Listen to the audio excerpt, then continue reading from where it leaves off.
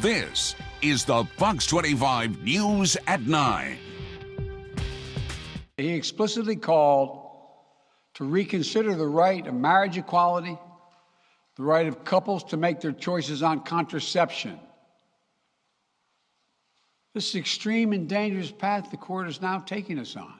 A Supreme Court justice is now eyeing other rulings previously made by the High Court, including legalizing gay marriage, how it's weighing on the minds of some Oklahomans as they celebrate Pride Month. And protests continue around the country tonight in response to the Supreme Court's decision to overturn Roe v. Wade, how one demonstration escalated. But first, we begin with breaking news. One person is hurt tonight following a crash near Wilshire and Broadway Extension. We're told a motorcycle was going south and hit a curb. Our crew says he was conscious when first responders arrived. The historic decision to reverse Roe v. Wade made by the Supreme Court is still taking center stage this weekend. While many Oklahoma officials, including Governor Kevin Stitt, are celebrating the move, some Oklahomans are expressing their frustrations with that reversal.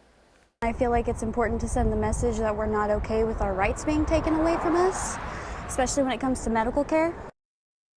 The historic decision to remove Roe v. Wade, and we told you last night, Oklahoma is one of 8 states with an abortion trigger law now in effect. Bree Clark with our sister station in Tulsa shows us many are now looking to Kansas for help. Hands up! Our bodies! Protests from coast to coast. Keep abortion safe and legal. And here in Oklahoma, where the state's trigger law makes performing an abortion a criminal offense, subject to a penalty of up to 5 years in prison, except to save the mother's life. That was Bree Clark reporting. With tensions rising across the country, Homeland Security is expected to be on high demand and high alert for weeks to come. Now, authorities used tear gas to disperse a crowd of pro-choice protesters in front of Arizona's state capitol last night. An official with Arizona's Department of Public Safety says protesters were pounding on the glass doors of the state Senate building. He says the group then moved across the street and tear gas was deployed after a monument was vandalized.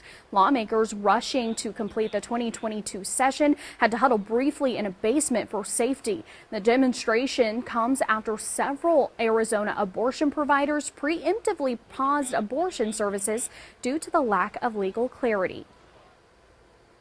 The Supreme Court ruling is likely to drive up demand for abortion pills. Those are already the most common way to end an unwanted pregnancy, accounting for 54% in 2020. The abortion pills are FDA approved and effective for use in the first 10 weeks of pregnancy.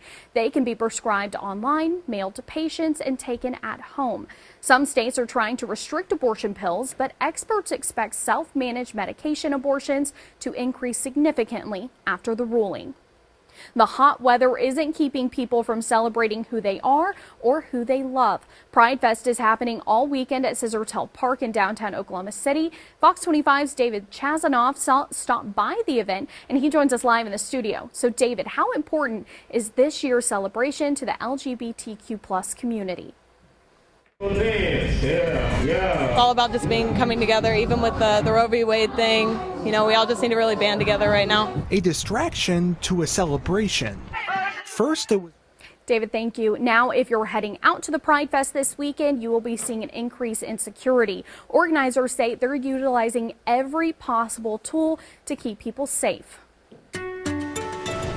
Well, we made it through the triple-digit heat. Let's go over to Fox 25 meteorologist Colton Williams on how this cool down will last. Please tell me we have a couple of cool days ahead of us, Colton. We do. We have a stretch of below average temperatures now that's going to last today, tomorrow, throughout the next couple of days. We're actually on quite a streak here. So we're actually almost near setting a record. We are currently sitting within the 8th longest streak all time without seeing triple digits here in Oklahoma.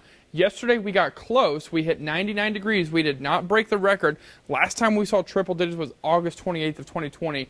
Have to go about 75 days before we would set a new record. So we've still got some time to go, a lot of summer to go through, but we're on our way to potentially being able to set a record here. But okay, coming up in weather, your cold front has arrived. We do have several days below average. I'll let you know when the heat dome returns coming up in just a few minutes.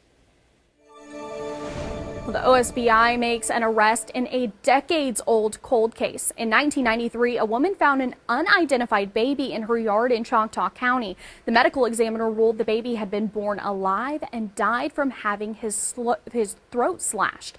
Last year, DNA pulled from the baby eventually led investigators to Miona Allen, who the OSBI says was identified as the baby's biological mother. During an interview this month, investigators say Allen admitted to being the baby's mom. Days later, they say she admitted to killing the baby. Allen is now facing a murder charge, and her bond was denied. The OSBI says 2 suspects wanted for the mass shooting in Taft over Memorial Day weekend has turned themselves in. They've been identified as Jarvis Warrior and Keyshawn Jackson. 9 people were hurt in the shooting, and Sharika Bowler died, and police say 2 other suspects in jail as well, and they're all being held without bond, charged with 1 count of first-degree murder and 8 counts of shooting with intent to kill. A Bartlesville man is in jail after sheriff's deputies say he spent several hours hiding in cow manure. Deputies say they tried to pull over 23-year-old Wolf October Berry for not wearing a seatbelt, but instead of stopping, they say he hit the gas, eventually crashing. Sheriff's office said he had stolen items in his truck from 2 burglaries, as well as a loaded gun. After searching for a while, deputies say they found him hiding in cow manure. Tomorrow's the last day to order a St. Francis Strong t-shirt. The money raised goes to help victims of the mass shooting there. Tulsa Crime Stoppers and Mythic Press announced the fundraiser 3 weeks ago, and since then, they've sold more than 4,000 t-shirts. It's one of my friends. He's pretty popular, as you might imagine, as well. Tulsans did a little time traveling. They got a taste of Route 66, back to when the cement was still fresh all the way through its heyday. Tulsa businessman Cyrus Avery is known as the father of Route 66. The Mother Road was his vision. The Route 66 Road Fest features everything that makes that vision special both then and now. But this is just the beginning of a 4-year centennial celebration. The idea is by 2026, we'd like to start in Chicago and end in Santa Monica. But we'll just kind of gradually build out from Oklahoma each year until we get there. Route 66 Road Fest is wrapping up now at the Expo Center, but you still have another chance to see it. It's open tomorrow from 9 to 7. This week marks 1 year since the condo tower in Florida collapsed, killing nearly 100 people. How the victims are being remembered. And construction is in full swing at the 2022 St. Jude's Dream Home giveaway. The home is located in Fox Lair Estates near Waterloo and Penn in Edmond. It all takes just $100 to reserve your ticket to win this home, featuring a modern farmhouse design. And this year's home is built by Shaw Homes. It has 3 bedrooms, 2.5 baths, and 3-car garage. All you have to do is call the number on your screen, 800-592-1596, or go to dreamhome.org to reserve your ticket. Don't wait, because we've already sold more than 6,700 tickets.